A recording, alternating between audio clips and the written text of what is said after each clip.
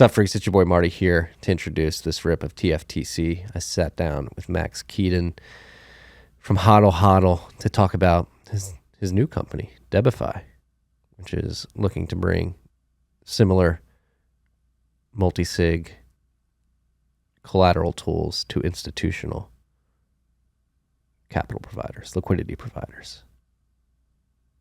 Pretty big product. Great conversation. I think you guys are going to enjoy it. It was brought to you by our good friends at HodlHodl. Disclaimer, Max is the founder and CEO of HodlHodl, which is also a sponsor of this podcast. Lend.hodlhodl.com is where you go if you're looking to take out a loan in a peer-to-peer fashion with no KYC, no AML, and low rates. What you do is you put your Bitcoin up as collateral in a 2 or 3 multisig escrow account. You get stable coins back in return, and if you pay back your loan plus the interest associated with it, you're going to get your sats back at the end of the day. And you can have certainty that you're going to get your sats back because you're going to have certainty that your sats are not moving, and that they're held within the 2 or 3 multisig escrow account because you hold one of those keys, so you have visibility into the wallet. Again, no KYC, no AML, peer-to-peer, low rates. Go to lend.hodlhodl.com. This rip was also brought to you by our good friends at Unchained Capital. Unchained is here to change the game for how you buy Bitcoin. This is the best way to buy Bitcoin now. Unchained has brought it to you. You set up a 2 or 3 multisig vault. You go to Unchained's trading desk at unchained.com/trading. You buy Bitcoin, and it's never held on the exchange. Unchained never holds your Bitcoin. They send it directly to your multisig vault. You buy Bitcoin, and it goes straight to hyper-secure, geographically dispersed 2 or 3 multisig vault. Straight to cold storage. Set it and forget it. No fumbling with hardware wallets when you want to send it off to the exchange. No trying to spin up new addresses. It goes from Unchained straight to your vault. It's available in 31 states right now. Easiest way to buy Bitcoin. Lowest risk in terms of third-party custodians, because you're never trusting a third-party custodian to hold your Bitcoin. It goes straight to your vault. They're going to get it to 50 states as soon as possible. Go tell your friends. This is the best way to buy Bitcoin. I've tested it out. It works. The peace of mind that comes with knowing that you're buying straight to a 2 or 3 multisig is pretty incredible. Go to Unchained.com if you haven't set up a vault. Unchained.com/concierge. Talk to their concierge team to get onboarded. If you're a high net worth individual, it's just a common pleb stacker, a business that's holding Bitcoin on your balance sheet, I highly recommend Unchained's 2 or 3 multisig vaults. I use it personally. I use it for the businesses here at TFTC and elsewhere. It's a beautiful thing. This rip was also brought to you by our good friends at CrowdHealth. They're changing the healthcare game. How you pay for your healthcare. Insurance companies are opaque. They're black boxes. You put money in. You never know how much you have to spend. The insurance companies do not negotiate on your behalf. CrowdHealth is here to bring transparency and a personal relationship to your healthcare cost. You pay a monthly fee. It goes into a dedicated bank account that you have access to month in and month out. If you ever have a health expense, you pay the first $500, and then the rest of your bill goes out to the CrowdHealth community, and you crowdsource that health expense. They're adding a Bitcoin. They have added a Bitcoin component to it too, alongside those dollars that you're paying via your monthly payment. They're going to put a portion of that into Bitcoin as well, so you can have your dollars in your bank account, and you get a Bitcoin account building up alongside that, so you speculatively attack your future healthcare cost. The other thing that's beautiful about CrowdHealth is that you're joining in with other healthy people. Healthy people don't have as many healthcare expenses. It's a beautiful thing. So arguably, you're not going to have to pay as many bills. Do you want to take sovereignty over your healthcare? Are you tired of the insurance companies dragging you around, treating you like crap, waiting you wait on 1-800 number lines to talk to somebody you never met before? CrowdHealth's here to change that. You're going to have a personal health advocate that will be riding along with you as you continue to be a CrowdHealth member. Go to joincrowdhealth.com/TFTC. You use the code TFTC at checkout, and you're going to get $100 or $99 a month for the first 6 months of being a CrowdHealth member. This is up to the first 1,000 Bitcoin users in the Bitcoin community. Use the code TFTC. Take back control of your healthcare. You do it with your money. Why won't you do it with your healthcare? Join a community of healthy people taking care of each other. Join crowdhealth.com/TFTC. This rip was also brought to you by our good friends at Braiins.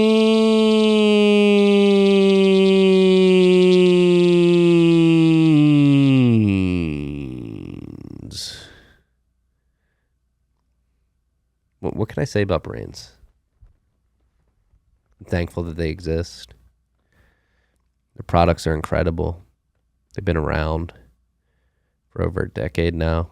They started Slushpool, then Braiins acquired Slushpool. So the legacy product, which is no longer Slushpool, it's Braiins Pool now. Braiins Pool. So they have the pool. They have insights.braiins.com, which is your one-stop shop for all the mining data and calculators that you'll need. They have their Braiins OS Plus firmware, which you download on your ASIC and it helps you stack more sats. Make sure you're taking care of your ASICs. You're not burning them out. It idiot-proofs your mining operation. Only idiots leave sats on the table. And if you're not running an ASIC that's compatible with Braiins OS Plus firmware, you're an idiot because you're leaving sats on the table. Don't do it. Go to braiins.com and check out everything they have going on and enjoy this rip with our good friend Max. Dicky.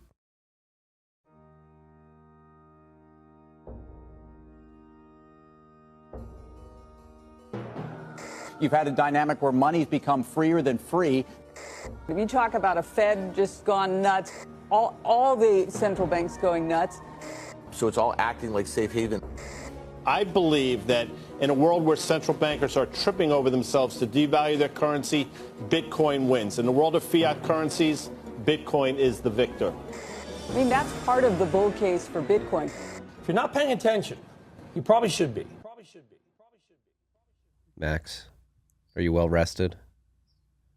To some extent, yes, I am. Yeah, well, I think I should start off by giving you a round of applause and a big congrats. The Baltic Honeybadger Conference was a great success. Thank you. It's one of the most high signal conferences in the world that I've been to. I've been to quite a few of these conferences. And thank you very much. It's definitely not the largest one, but we stick to the core.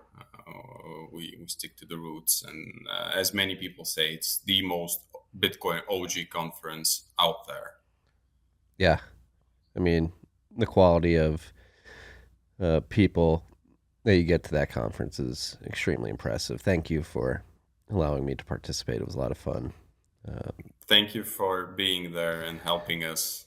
You've been amazing with all the panels, all the talks, everything. So I thank you as well. I mean, I get to nerd out. I get to sit up there, talk to Adam Back, Peter Todd, Eric Voskuil, Giacomo. It was a lot of fun. That was a blast. That was actually one of my favorite parts of the conference. The unpopular opinion panel. That was that was a blast. Honestly, thank you very much. No, thank you for having the panel, because that's a lot of these conferences just want to fluff Bitcoin and not really broach the subject of the more controversial topics of what could go wrong and how is Bitcoin weak, where is it weak, and it was a lot of fun getting on stage and talking through a lot of those topics. And it's funny because you see like these extremely smart people who are working on the protocol have very different views on how it's going to unfold moving forward. Yeah, that's basically one of the reasons what I love the most about Baltic Honeybadger, that there shouldn't be only good and nice stuff told during the conference, because conference itself is about Bitcoin. We're not inviting any other blockchain participants, I would say. We're only inviting people who are interested in Bitcoin, and I actually love inviting people who are thinking more critically about Bitcoin than others, because there's a lot of people who love Bitcoin and they have these pink sunglasses. There's this Bitcoin and it's perfect, and there's people like Eric Voskuil or Paul Storrs, which I respect them both, and they have their own opinion, and they're pretty critical. And it's important to hear both sides of the dispute, if there is a dispute, of course. But the main thing is that we gather people who love Bitcoin, and they're tired of all noise surrounding that, and they just want to discuss. They want to just learn something, and they want to share their opinion. That's the main reason. Yeah, and I think there's a lot of value of getting these people in person too, and having these conversations in person, because obviously in the Bitcoin world, a lot of the conversation happens on Twitter, and it can get vitriolic there, and there's only so much that can be said in 280 characters, and there's a lot of assumptions of how people think of each other on the internet, but once you get them in person, the conversations tend to be pretty civil, and and I think it's much more productive to do all that in person. It is. In fact, like 90% people are different in real life than even crazy Bitcoin maximalists, as they say. They're like, these are most humble, intelligent people out there that I personally ever met. So, and it's crucial and it's important to gather at least once in a while together in offline, in meet space, and to network, to meet each other, and to share your thoughts and ideas. Yeah. No, it's fun. I mean, selfishly for me, it's just always fun hanging out with Eric Voskuil and having him just be the ardent literalist that he is in real life. And no, definitely, he makes you think. Yeah, you know what he told me when after this year's conference, he told me, why you always invite me to unpopular opinion panel, and I told him, like, Eric, you always have an unpopular opinion. This is you have reserved almost for the lifetime the spot on this panel. You will be always there as long as you come to Baltic Honeybadger. So yeah, we'll laugh together, and he understands. But it's really nice to have everyone. Again, thank you everyone for coming and supporting us. Yeah, shout out to you. Shout out to Anna and everybody at HodlHodl through that together. It's the other thing too. It's like a very well organized and well oiled machine too, which is good at conference. Yeah, it is, because it's our fourth time. Also, we want to keep it in Riga because we know everyone, and it's like we've been working with same people from year to year. And also the good part is that we're going to keep Honeybadger below 1,000 attendees.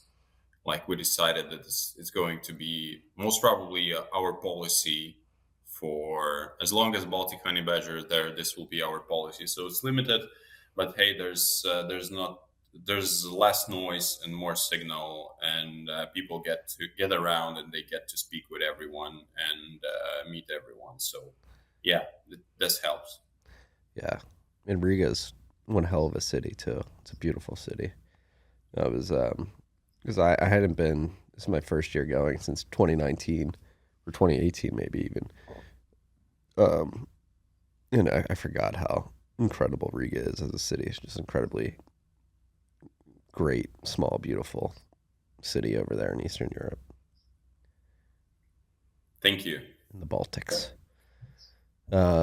Yeah, I mean, you had a big announcement at your conference. Debifi. It's finally launched. Finally out there, or in the public sphere. It's in the public space. It's we only launched basically the landing page with small description what it's all about, and I just briefly announced it most of the time I was actually speaking not about the product announcement, because we don't like and we don't allow shilling openly your products on the Baltic Honeybadger, because it's not about like marketing and your own stuff. It's about Bitcoin. So I had my talk about why Bitcoin is a super collateral and why it should be. And part of the biggest part of that talk was why I believe that lending industry, I mean Bitcoin lending industry, should be redefined, and we need to find new solutions. And hopefully, Debifi will be a new solution that will allow to tackle majority of current problems and issues in this system. Yeah, so let's jump into it. Obviously, you founded HodlHodl, and that has been a very successful platform from the peer-to-peer trading and lending side of things. You have lend.hodlhodl.com. Why did you decide to iterate on what you built at HodlHodl and think about Debifi? Well, HodlHodl firstly, HodlHodl and lend.HodlHodl, which we consider one project, like both trading and lending part. These both are mostly for retail market, so it's pure peer-to-peer, person to person or plap to plap, whatever, name it as you want. And while Debifi is a different kind of beast, we want to actually tap into institutional market. And Debifi is a lending platform with the same core principles that we have in all our products. So it's there's no middleman. It's going to be non-custodial, meaning like no wallets, no custody, no nothing. We use Multisigs, proven, well-designed Multisigs, and it's going to be Bitcoin only. But the tricky part is that there will be different level of and volume of liquidity on Debifi, because lenders will be only institutions. And those big institutions will be able to start lending money using Bitcoin as a collateral and helping Bitcoiners globally all over the world not to sell their Bitcoin, not to give Bitcoin to custody of other platforms or custodians or other lending products, which is a bad thing to do, because, not your keys, not your coins. We know that. Everyone knows that. We learned that lesson this year. Yeah. The people learned the lesson, and market learned the lesson hard way, as it usually do. We've been like running around for a couple of years since launching lend.HodlHodl, saying that this is bad, you shouldn't do that. But hey, people never learn, and if they learn it hard way. Look at what happened with Celsius, Voyager, Babel, whatever, just name it. And we started to develop this project actually a year ago, long before the current contagion 2022. And we just understood that the system is, Bitcoin lending is broken, and using custodians was never, was always a no-go for us. And I believe it should be no-go for market as well. And another reason is not only we want to show that using non-custodial platforms is as easy as custodial platforms, and on the magnitude level is more secure, but we also want to bring institutional liquidity into Bitcoin, because now we are losing to some extent. Bitcoin lending is losing to shitcoin lending, because there's a lot of shitcoin protocols and lending platforms that are actually having much more liquidity. It's true. Like, let's be realistic.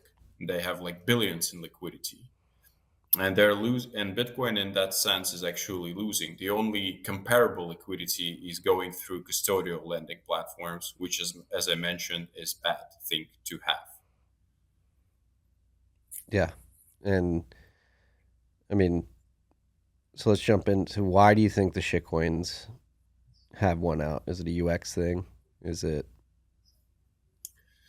maybe UX thing? Maybe better marketing? Maybe Bitcoiners actually wasn't considering lending to be an important and crucial part of the equation. Part of your day-to-day activities, part of the services that you actually use. And when suddenly last year we had the value of Bitcoin skyrocketing, people were like thinking, "Oh shit, I don't want to sell. We're at 40,000 now. We will be at 50,000. We will be at 60,000. I don't want to sell. I want to borrow against Bitcoin because I do understand the value of that asset. I do understand there's only 21 million. I do understand there's like limited amount will be released or mined, and I don't want to sell that. That's basically generational wealth. I want to pass it further, and the only thing I'm happy to do is borrow against that." And like in the last 2 years, the lending industry was actually growing pretty good. We also saw it on at our lending platform as well. So people were understanding the value of not selling and borrowing against Bitcoin and using Bitcoin as a collateral. Yeah, but shitcoiners, they just, I believe, honestly, they were just first to understand the value of lending protocols. And most of them are also having a non-custodial principle. So you can partially own your own keys. Of course, we're not going to discuss how shitty those protocols are and inherently dangerous, on the base level. You can build like spaceship on out of the pile of the shit, but it's still going to be a pile of the shit. And well, I think that Bitcoiners may be being too conservative and maybe being mostly focusing on getting more Bitcoin.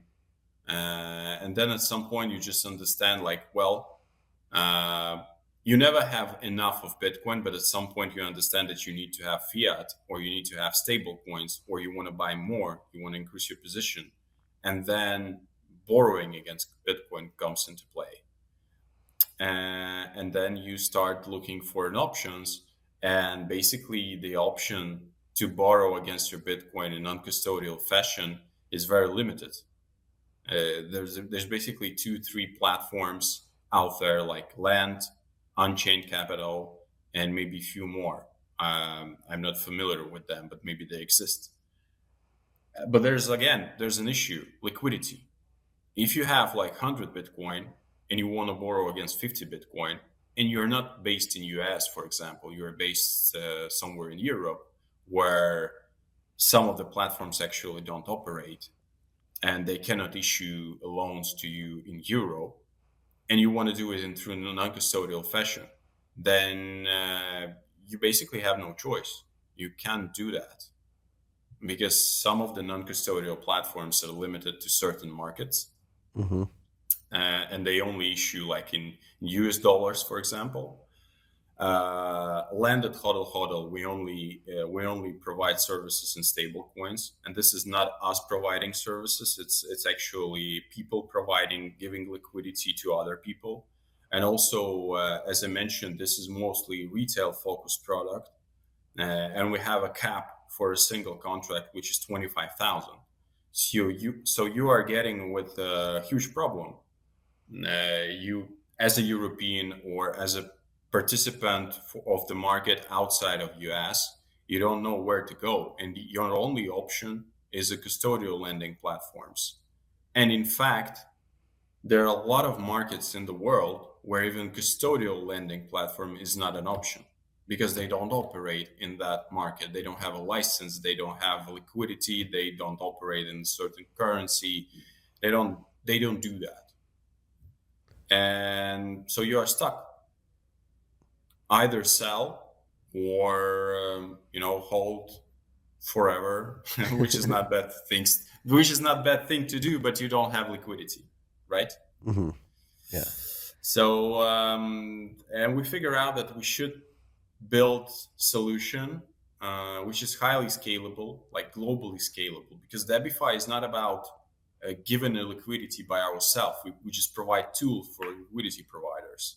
So the best part, one of the best parts of Debifi is that actually lenders will be institutions, and these will be institutions in different markets. Let's say you're Singapore-based Bitcoiner, you want to borrow 100 against your 100 Bitcoin, and you want to borrow in local currency.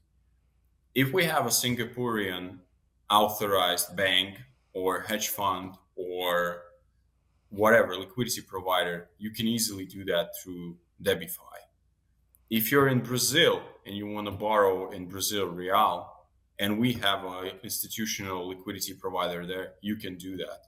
We don't need to obtain a license for ourselves. We just need to find a partner with license, with liquidity, and with will to tap into the market of Bitcoin lending. And that's, I'll be honest with you, that's far more easier than going through the route of having a license in every particular market, bringing liquidity. And that's actually way less riskier than it is at the moment. So this product, what we're building, will be a global lending aggregator of liquidity. Yeah.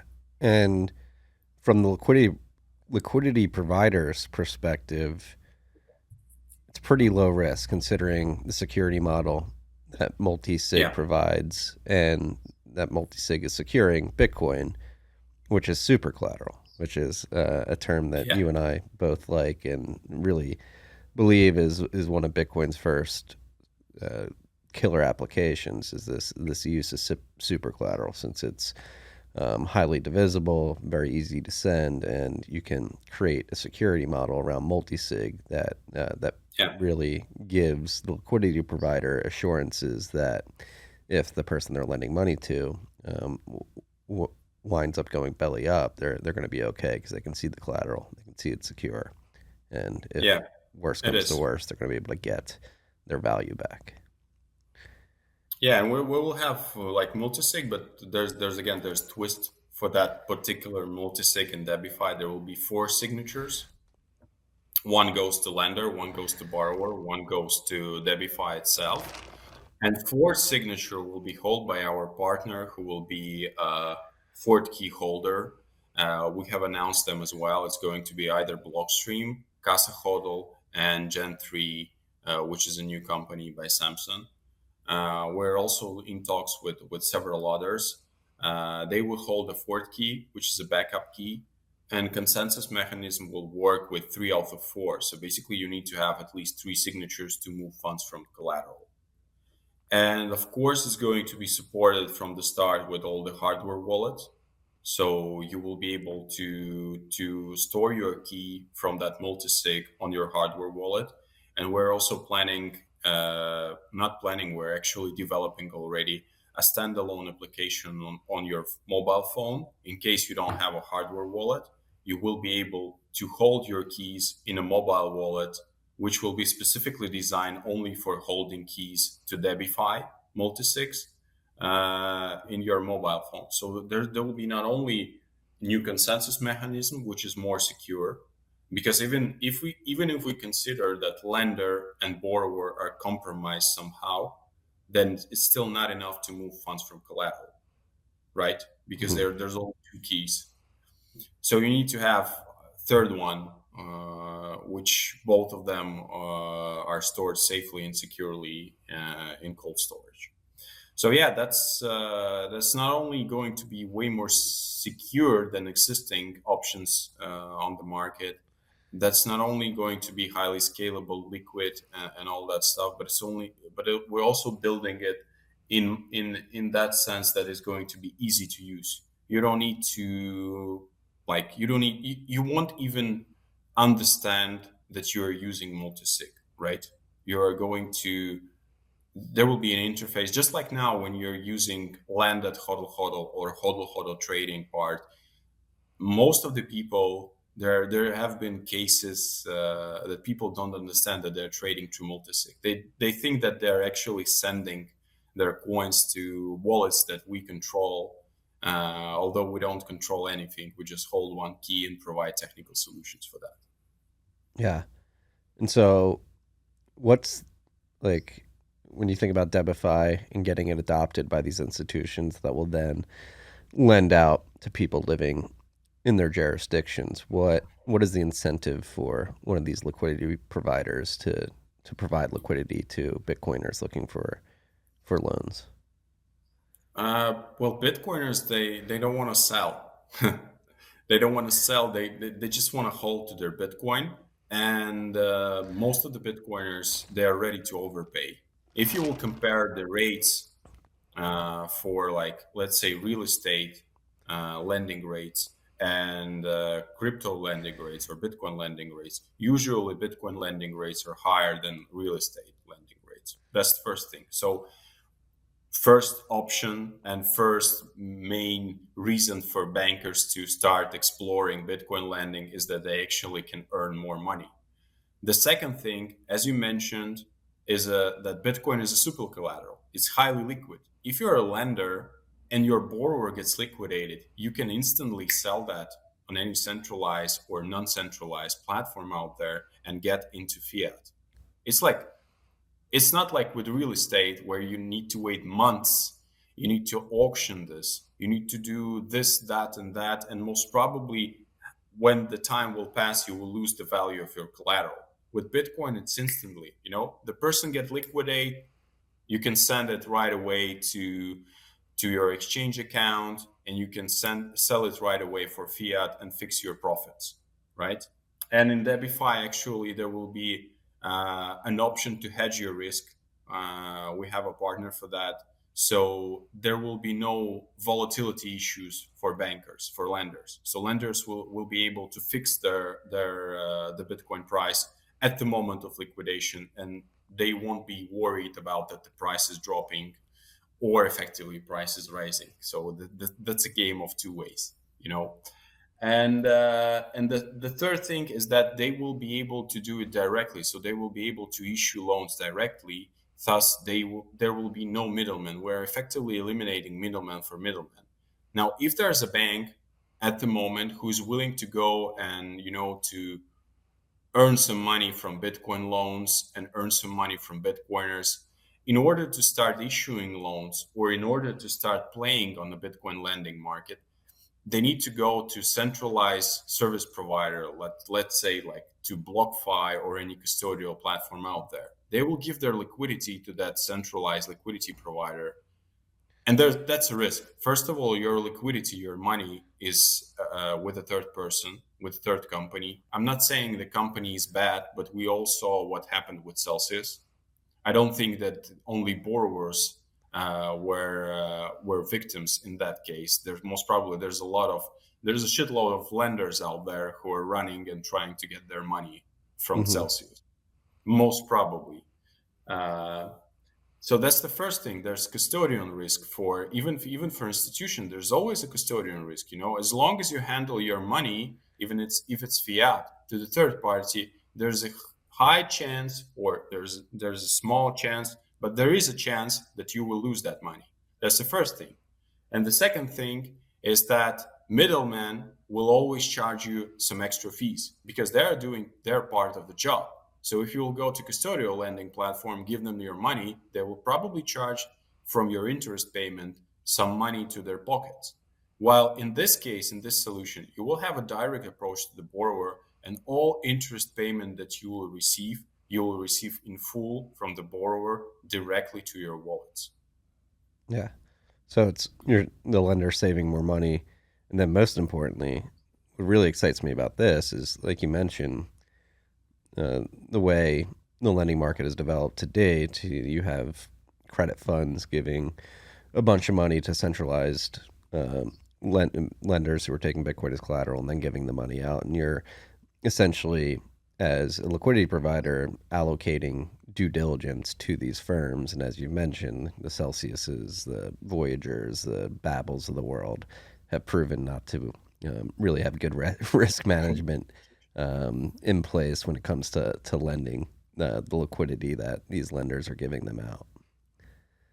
Yeah, it's true. And actually, many people were saying to me, like, hey, banks don't understand that. Well, after our announcement, we've been approached by, I think, around 10 different banks globally, family offices, banks, hedge funds, that they actually understand that and they're actually looking for a solution how to implement, how to start offering using Bitcoin as a collateral for their customers, or how to tap into that market, or how to give their liquidity and earn extra money with that. So they do understand. And actually, one of the reasons why we decided to go to institutions is that like 6 months after we launched landed HodlHodl, we've been approached by one Pacific Asia-based bank who was actually exploring an opportunity to use our platform, and they're still exploring and to start providing liquidity in their own region, because region is unrepresented in terms of Bitcoin lending. And that was one of the reasons why we decided to also to develop Debifi and to release it and to help institutions to get on board, actually, to understand how valuable Bitcoin as a collateral is, because it's truly valuable. Mm-hmm. Yeah, it's super collateral. But as you mentioned, at HodlHodl, you build a suite of tools that people can interact with to get liquidity at a retail level. Similarly, at Debifi, this is how you're pitching it. Okay, we're just building a suite of tools that you guys can tap into to build this infrastructure to offer these types of products. So, you've mentioned the four key setup, but how are you viewing the onboarding of these institutions? What's it going to look like for an institution that wants to adopt Debifi's toolkit? Well, we will have an API, and there's two ways. You either get onboarded to the platform directly. So we have a internal process, how to onboard institutions. Basically, not going to take more than 2-3 working days in order to start, giving the loans. Or you can take our API, which will be released at the same moment when Debifi will be released, and you can build your own solution or integrate Debifi into your own online bank or whatever you prefer to use. So there's two ways, and both of them going to be pretty easy. Both of them going to be guided by us, helped by us. So we've been actually, I would say that we're pretty experienced in onboarding people to non-custodial solution, particular to Bitcoin Multisig. We do understand the pitfalls, we do understand the problems, we do understand how people think, we do understand how to explain this to them. So there's no magic pill or something like that. It's pretty easy, straightforward. And you just need to spend some time with the person or with the organization for them to understand how valuable this is. Yeah. And we've mentioned the impact this could have, particularly for individual Bitcoiners living in different parts of the world that don't have these types of products and services available to them at the moment. But what's like your grand vision of the effect that Debifi has beyond that? Like, what do you think this does for the market and for Bitcoin specifically? Well, it's as I said, I read your tweet last year, and your thoughts align with mine that Bitcoin is a super collateral, actually. And I think that in next 10 years, one of the main use cases for Bitcoin will be proving that Bitcoin is a super collateral. And if we want to bring institutional liquidity, global liquidity, not particular banks, which are actually operating on the market once in a while, but global markets, like banks from Asia, banks from Latin America, Africa, Europe, US, whatever, Australia, name it. Then we need to have a solution which bankers will understand, and they do understand lending. They do understand making money from loaning money and from lending stuff. So that's the best use case to actually bring the institutional liquidity to Bitcoin to increase the mass adoption. Because imagine, like, in 5 years, because of Debifi.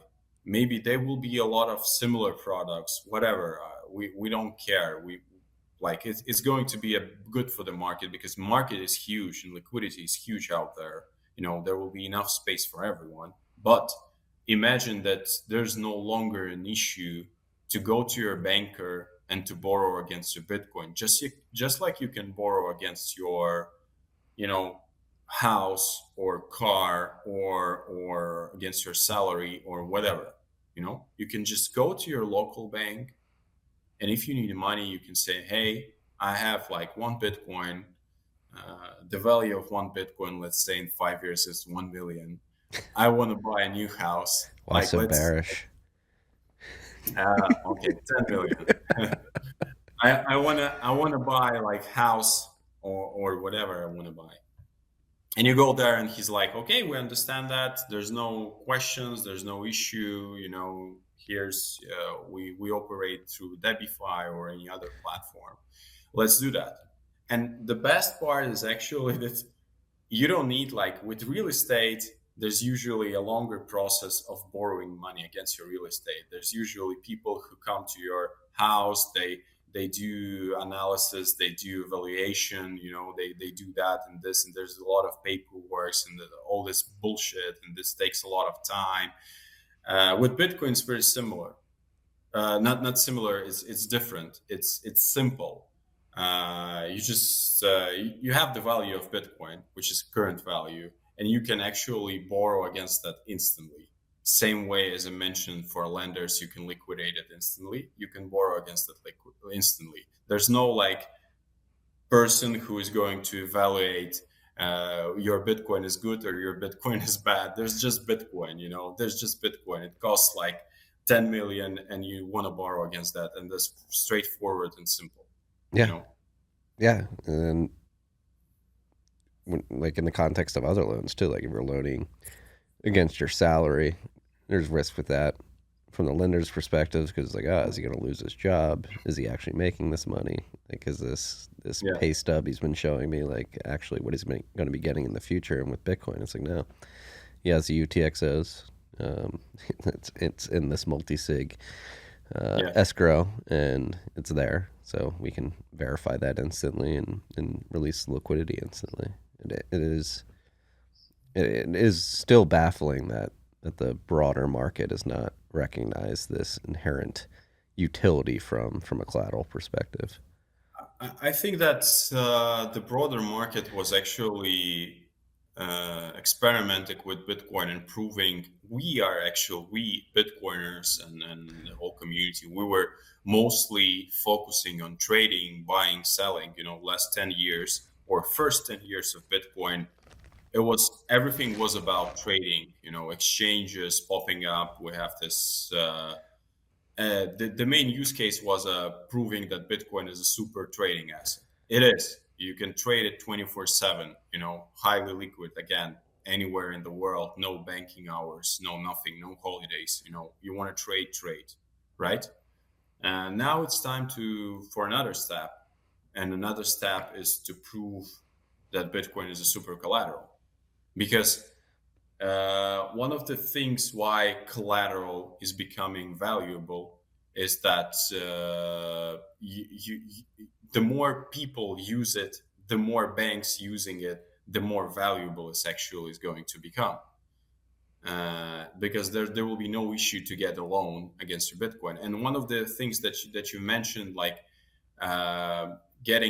there's a problem with getting loan using your salary, for example, because they don't know where you will receive the same salary in 1 year, in 2 year, in 3 year. Of course, but with Bitcoin, there could be as an asset, there could be an issue that in 2 years Bitcoin value will go down, but there's always LTV ratio for that. And it's always win-win for a lender, because as long as the LTV ratio is falling, and if the collateral is liquidated, you can just sell and receive your money faster than you were expecting it, because it's not it's just going faster and faster. With Bitcoin, there's pretty easy to prove that you actually have assets. If you want to prove that, there's no need to bank statements, right? salary, your job place, how good is your job, what you do, how good is your company, what are future plans for your company, whatever. There's a lot of different factors coming into play. With Bitcoin, it's simple. I have it. It sits in my cold storage, or it sits on the other exchange, or whatever it sits. I have it. You can easily evaluate it almost instantly, and I want to borrow against that because I have those assets. That's it. Yeah. No, and it's the product suite. I mean, obviously Debifi is moving in this direction, but you had Sam Abbasi give a presentation at Baltic Honeybadger, what they're doing at Hoseki. They're trying to help solve this problem as well.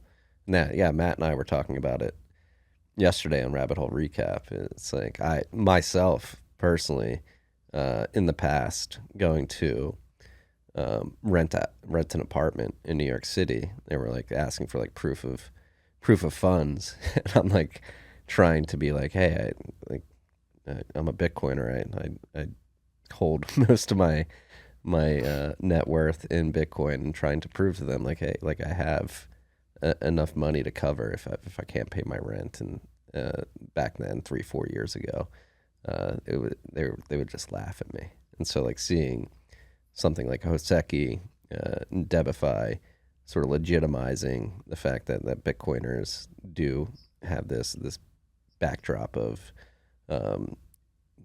savings that they can use to actually go acquire things in the real world is massive. It's adding utility for us, which should entice more people into Bitcoin. It's oh, now I can buy Bitcoin and use that as proof of reserves when I want to go rent a house or something like that. Yeah, it's true. That Hoseki is amazing. I really like the idea. I'm sure that the implementation of that idea will be amazing, and we're also we're also thanks to Baltic Honeybadger, we know each other now with Sam, and we're also in talks.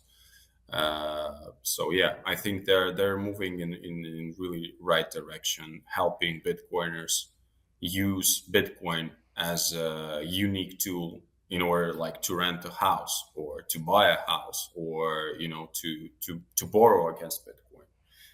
This is pretty amazing use case. Yeah. And in both cases, what's really encouraging to see is that it's being done the right way, allowing people to access these services while holding their own keys. Because that's, as we described, so that's maybe what we can get to. A lot of people worry about custodial centralization throughout the Bitcoin industry, but I think we could easily make the case, and you do make the case, that moving forward, because of Bitcoin's native properties, particularly multisig, the better solutions are going to be key distribution and towards more distributed, decentralized key quorums. Yeah, it's also one of the reasons when we launched the land at HodlHodl, there was some devil advocates, particularly in Bitcoin Twitter, who was saying hey, but you can collude with lender or with borrower, and you have two keys, and you can move funds from collateral, because at land at HodlHodl, the consensus mechanism is actually 2 out of 3. And of course, we have a reputation. Everyone knows HodlHodl. There's no reason for us to do that, because it's just dumb. Specifically for 25,000, we've been developing. Yeah, you're gonna shoot yourself in the foot, and all those future profits for 25 grand doesn't really make sense. I know, guys. You think that everyone wants to fuck you, but not us. Right? And but yeah, that's a legitimate kind of concern, specifically if we're talking not about 25,000, but if we're talking about millions. Imagine there's a loan sitting out there worth 10 millions.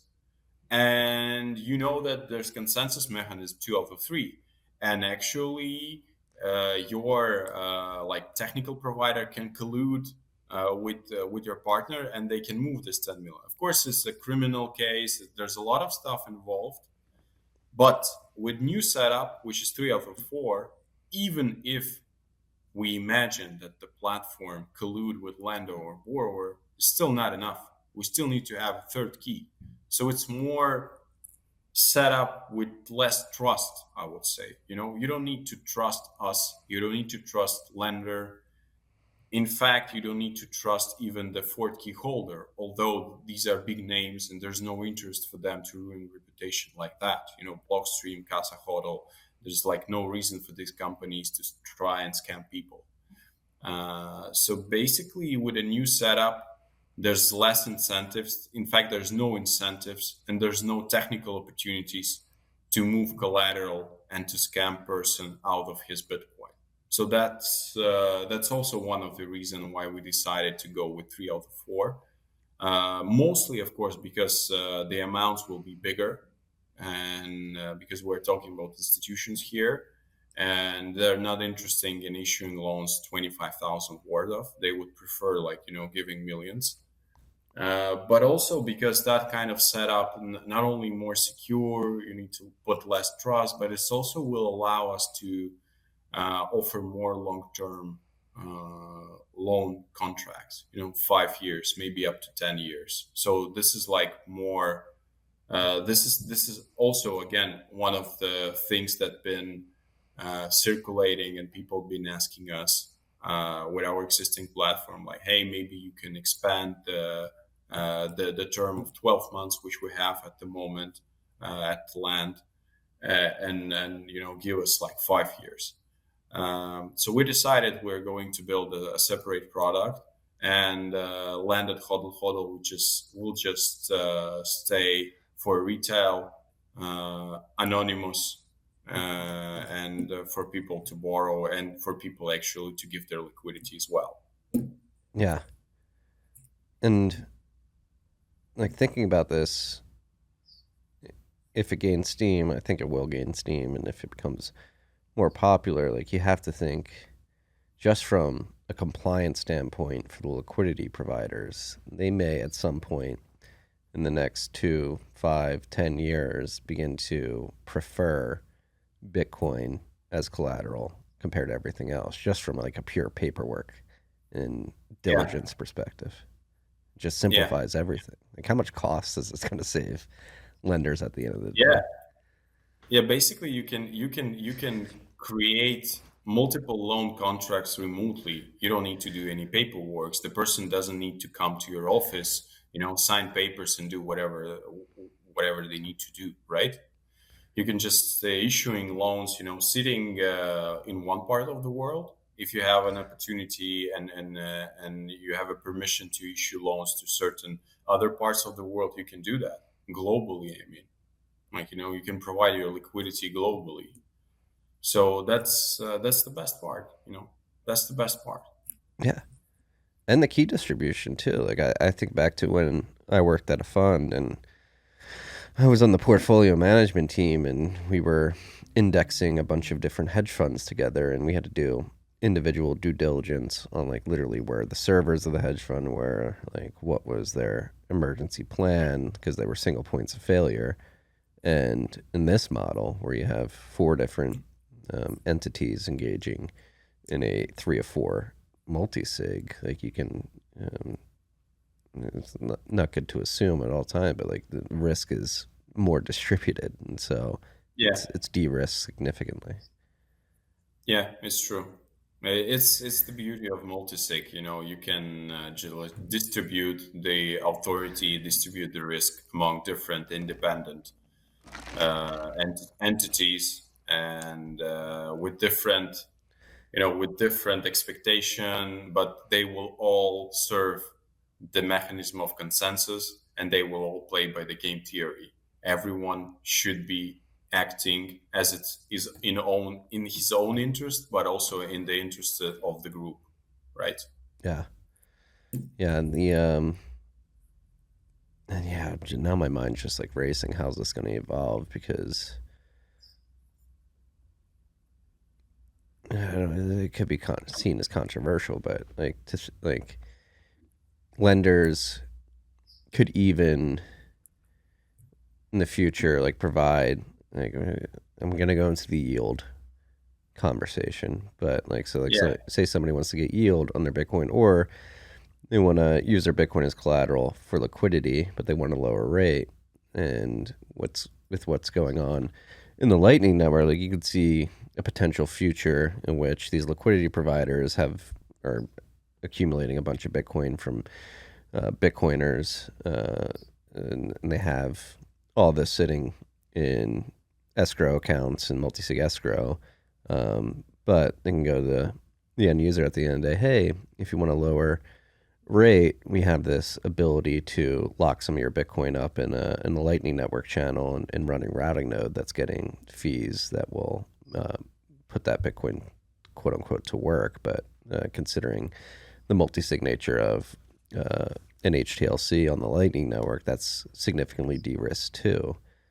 So if there's a lot of different options in the future, and in fact, I've just disclosed like a first step for Debifi. There's like when I'm gonna announce our next step, we're going to do a different podcast, and I'm gonna tell you a joker. We have a joker in our pocket, actually. Not many people understand that, but let's leave it for next episode, maybe. Okay. Sure. Yeah, it's going to be really interesting, but there's a lot of different things that can be done in future with those setups.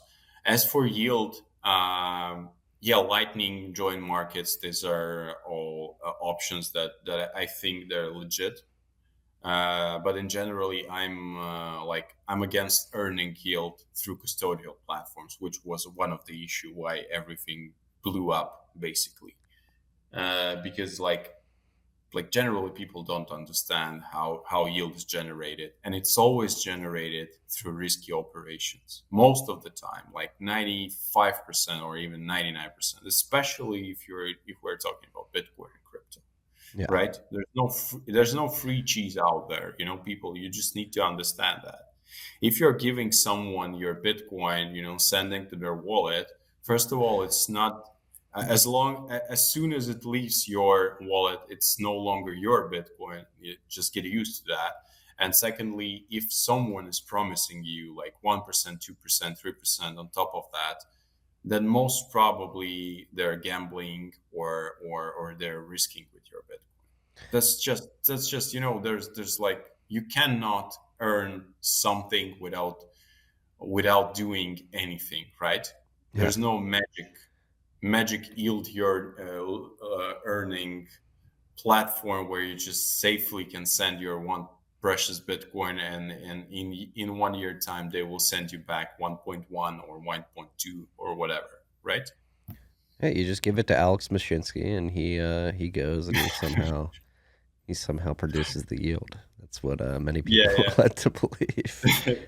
yeah, mumbo jumbo, and here's your yield, right? Yeah. No, it doesn't work like that. You will get burned. He does a weekly YouTube show though. I trust him. It's marketing. Marketing is a good thing, and some of these platforms, they actually mastered the marketing stuff. But you always need to ask yourself a question. There's a probability that you can lose a whole stack that you have sent to this custodial platform. Do you want to risk your whole stack, let's say 10 Bitcoin, for 2% annual yield on top of that? Like, ask yourself a question. 2%, 100%. Like, the best yield strategy out there in most of the cases for Bitcoin is just send it to your cold storage and forget about it, right? And that's it.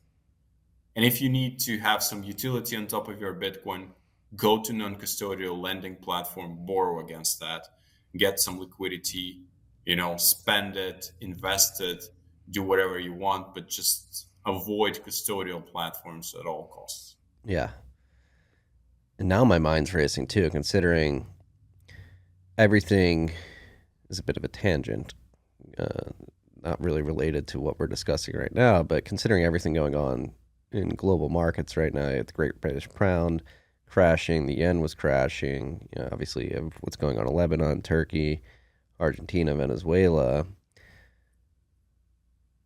like, and over here in the United States, you had the Fed talking about a soft landing, but if something like Debify really takes off and banks, institutional liquidity providers begin implementing your stack to provide liquidity to Bitcoiners, I mean, this is, in my mind, the best potential for a quote unquote soft landing is equipping these liquidity providers with the tools to allow people to use Bitcoin to get liquidity in a hyper, or I don't want to say hyperinflationary environment yet, but a very high inflationary environment where if these institutions can add this tool to their tool belt, to be a bit cliche there, like it could provide very much needed utility to individuals around the world as their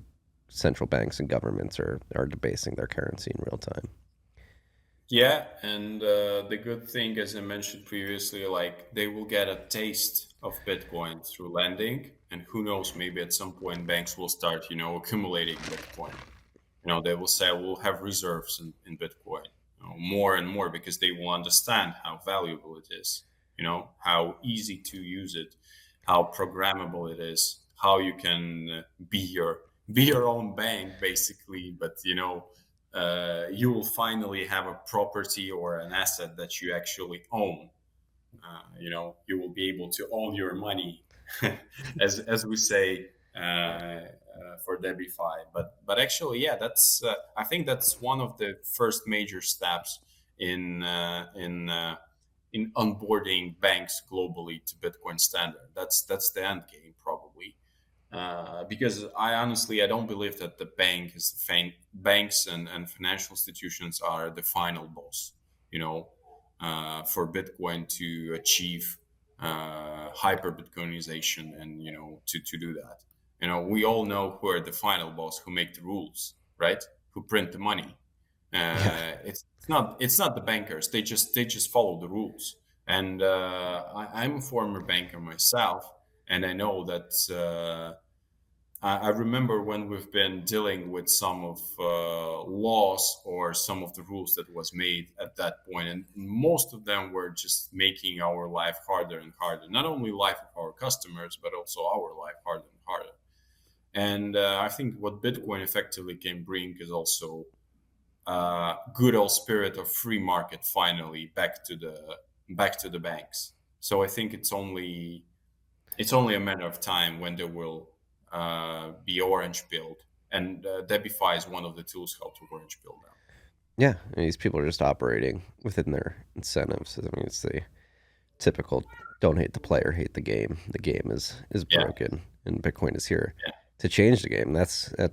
I mean, I truly believe that over time, people will transition to Bitcoin because it's simply a better incentive game to be playing within, and that's another thing with Debify too, and similar like non-custodial multisig solutions is it could quicken the pace at which adoption happens because it's less arduous for an institutional player who may not be as familiar with Bitcoin to begin adopting it because they have partners who really know what they're doing that are able to hold their hand throughout the process. That you don't have a bank or a family office having to figure out some crazy cold storage strategy by themselves. Yeah, you don't need to build your own technical tools. As for a bank, if you want to play the game of Bitcoin lending, you don't need to build your own technical tools. Here they are.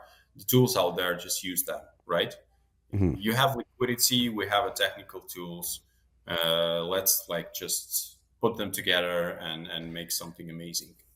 Yeah. And so what can the freaks expect moving forward? How are things progressing at Debify? Well, as I announced, we are going to launch it Q1 2023, so next year, in the beginning of next year. Well, as it usual is with technical development, it might take extra months, but we'll see. Hopefully, soon TM. Yeah, soon TM, but we're pretty conservative, and we're aiming for Q1 2023. we have successfully, which I announced, we have successfully closed the round, thanks to 1031. You're wearing the hat. And Disclaimer: 1031's an investor in Debifi. Yeah, we're very happy to be supporting you.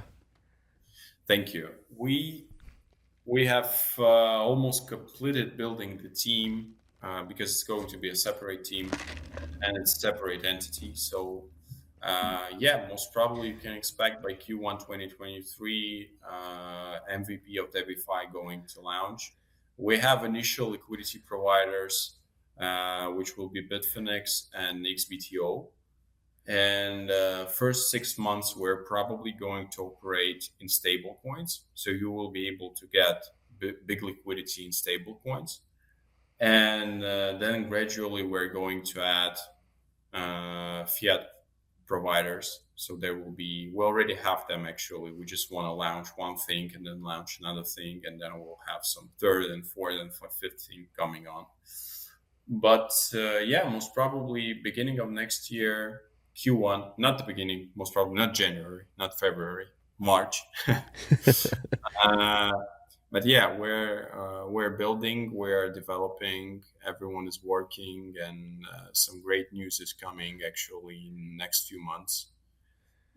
Some great partnerships. So yeah, stay tuned. Well, I'm very excited that you're building this product, number one, the progress that you guys have made to date. And honestly, like, this is something we need more of these products to get to market. I think for the betterment of civilization, times are pretty bleak right now, and Bitcoin is that beacon of light in this dark world.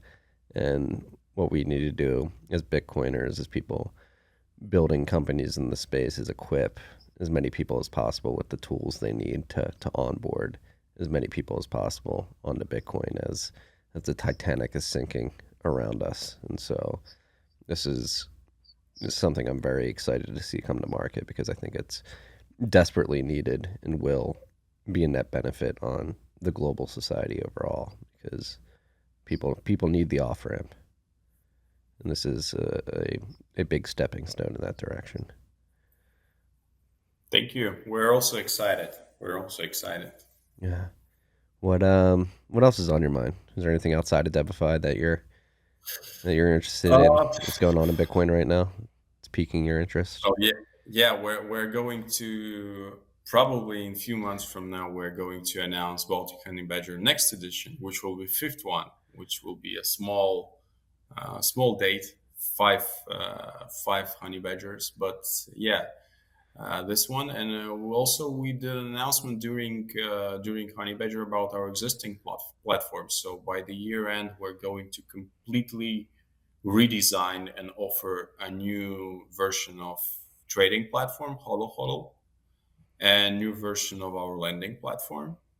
We have also announced Doomsday software, which is another, I think it's, I would say, undervalued thing that not many in market understand. So we have developed a Doomsday software, which will allow you, if you're a lender or borrower on our existing platform, lend at HodlHodl, even if the platform goes down, because it's multisig, you will be able to use it, using that piece of software, to release collateral from that multisig. So even if the lend at HodlHodl for no reason or any particular reason goes down, let's say for a week or for one day or for a couple of hours, you will be able to use that software outside of the platforms in order to get your funds from collateral. Of course, with consensus from both sides. So you need to have a lender as well, or borrower, if you, depending on which side you are. So basically, this will create a pretty amazing tool that will allow people for more flexibility, more freedom, and more security in that sense. And another thing that we have announced, a part of redesigning, rebuilding all existing platforms and making them more user-friendly, easy to use, is that we're partnering with Trezor.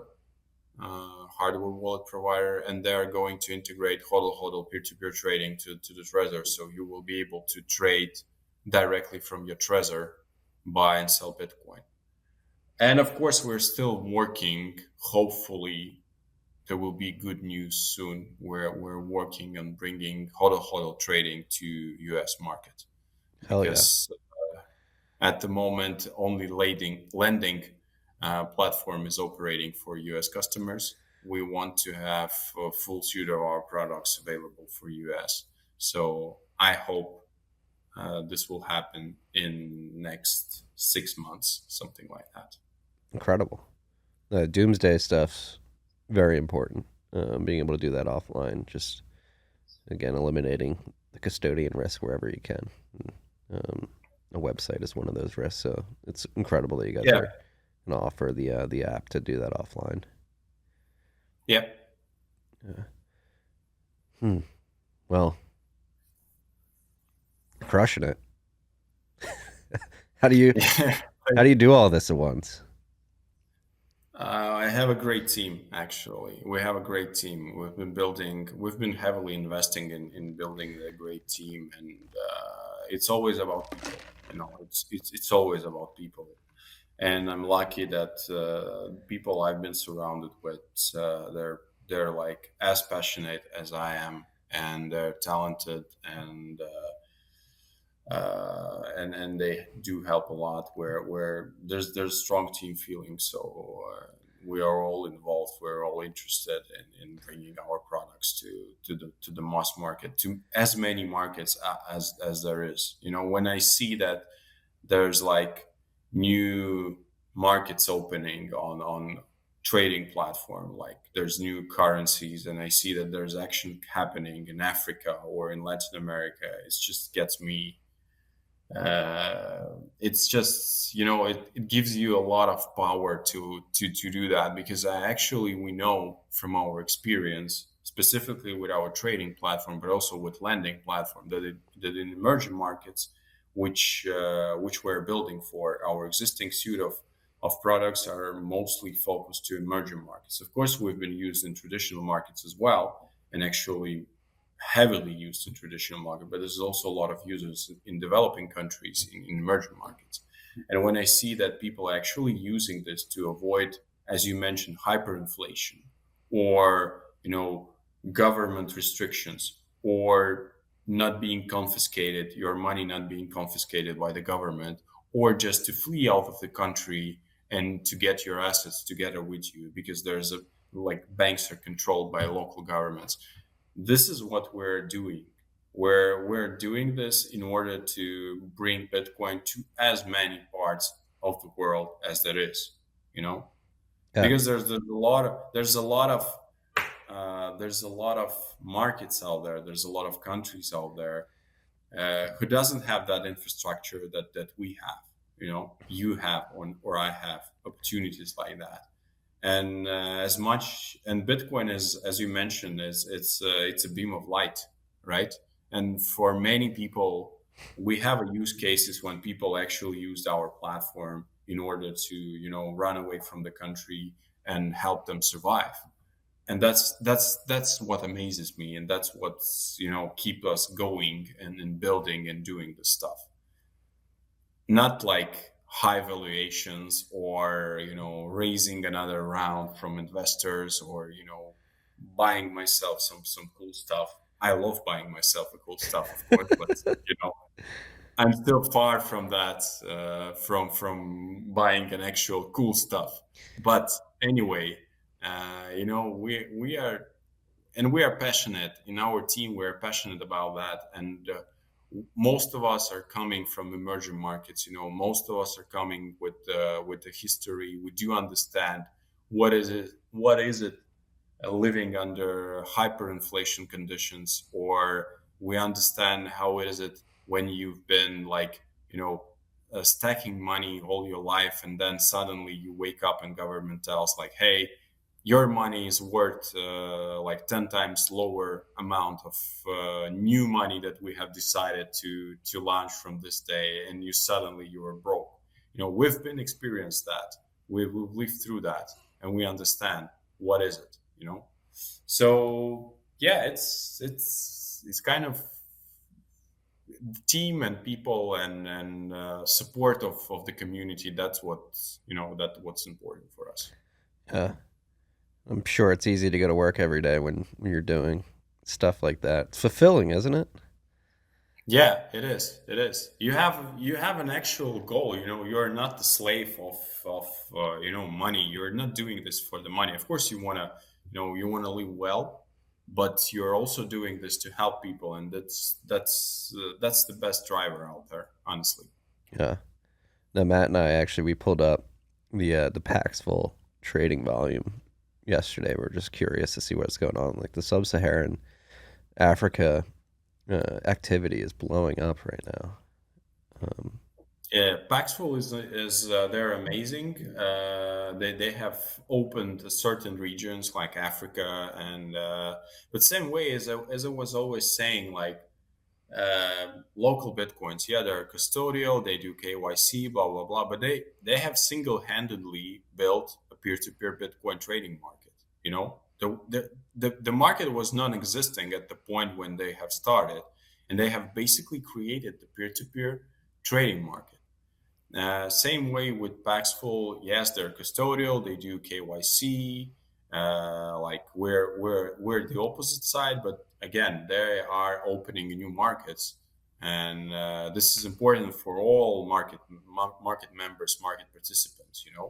Because there's always should be someone who are exploring new opportunities, new regions, and then the rest of us are coming in. Yeah. It takes effort from all of us around the world. That's the other thing. It's crazy. That was the beauty of being in Riga, the meeting. That was one of the most mind-bending experiences for me this year, because when I went in 2018, the podcast was only a year old, and it wasn't as big as it is now, and it was extremely humbling meeting freaks from Serbia, from Poland, from Finland, and it really drove home, to me at least, that there are people all over the world who get the opportunity that Bitcoin provides individuals the world over, and they've dedicated their lives to making sure that it gets into the hands of as many people as possible. Yeah, it's amazing thing about Bitcoin. We all, not many people or enemies of Bitcoin understand that we all are doing something for Bitcoin in the most decentralized fashion. There's like simultaneously, like right now at this moment when we speak with you together, there are like thousands, 10,000s of people globally in the world developing, discussing, transferring, trading, borrowing, whatever they're doing, orange pilling other people, and this is expanding. And we didn't agree on something like, hey, we need to promote Bitcoin. No, we didn't agree on that. We're just doing this separately from each other. And but it's it's a global effort, and with that decentralization in mind, with being like our efforts decentralized globally, this will bring us to success. Honestly, this is what amazed me from the Bitcoin people itself as well. Yeah. We're going to win. Of course we're going to win. Well, I know it's Friday evening where you are. I don't want to hold you up too much on your Friday night, but that's been an incredible conversation again. Really excited to see you grow the suite of products that you have at HodlHodl, and then building Debifi and aiming for much larger goals to bring Bitcoin to the world. So thanks for doing what you do. Keep crushing it. And I can't wait to record at some point in the future to learn about the Joker card that you mentioned earlier. Okay. Thank you. I'm gonna most probably we're going to disclose the Joker card during the next Baltic Honeybadger. Okay. So we got a little bit of time. Take 1 year. You got a little bit of time. Yeah. Maybe a bit earlier. We'll see. Soon TM. Soon TM. Thank you very much, Marty. Thank you, all the listeners. Thank you for having me. It's like third time already. And it's always a pleasure. I really enjoy that. I'm really. The pleasure's all mine. Where I always remember hanging out with you in Napa Valley on the winery. You went off, but we've been drunk as hell. But anyway, it was a nice experience. yeah, it's hard to have a bad experience when you're drinking wine in Napa. Yeah. Yeah, it's true. It's true. I would love to come back, and I will definitely come back. Where can the freaks learn more about Debifi if they're interested? Well, website obviously debifi.com, and we also have a Twitter account, so you can subscribe for that. It's debifi.com, so without dot, so just one word, debifi.com. Unfortunately, the tag Debifi wasn't available. So debifi.com, and there are all social networks available out there, so you can learn there. Check my presentations from YouTube, listen to the podcast, and yeah, these are the main sources at the moment. Hell yeah. Go check it out, freaks. And you, go enjoy your Friday night, sir. Thank you very much, Marty. Thank you. Cheers. It was a pleasure. It's always a pleasure. Peace and love, freaks.